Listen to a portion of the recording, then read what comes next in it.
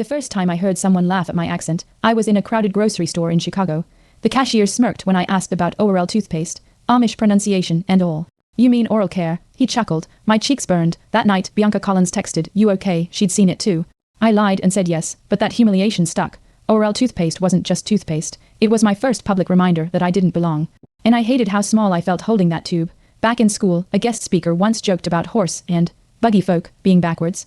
Everyone laughed. I didn't. I thought of my dad's hat, his firm rules, the nights we churned butter in silence. That day, I made up a story about growing up in Ohio, not Pennsylvania. Bianca raised an eyebrow but didn't press.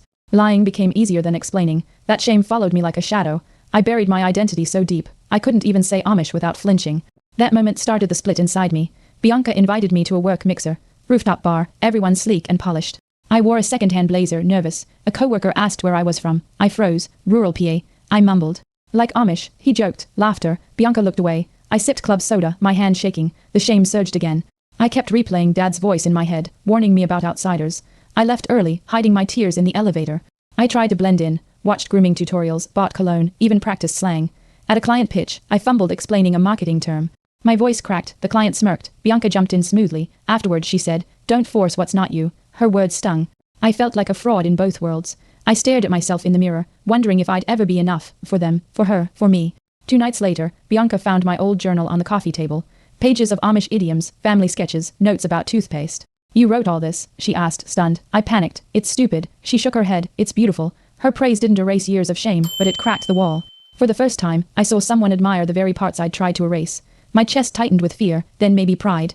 The twist hit when Bianca posted one of my sketches on her art blog. She didn't ask. At first, I was furious. Then I saw the comments. "This is raw, so honest." My story was resonating. People wanted more. I confronted her, voice shaking. "You should have told me," she replied. "You needed to see yourself through someone else's eyes." I stared at the screen. For once, I didn't look away. I started drawing again. Honest things, barn roofs, churn handles, my mom's hands. Bianca encouraged me to share more. Slowly, people followed. I gave a talk at a cultural fair. My voice didn't crack.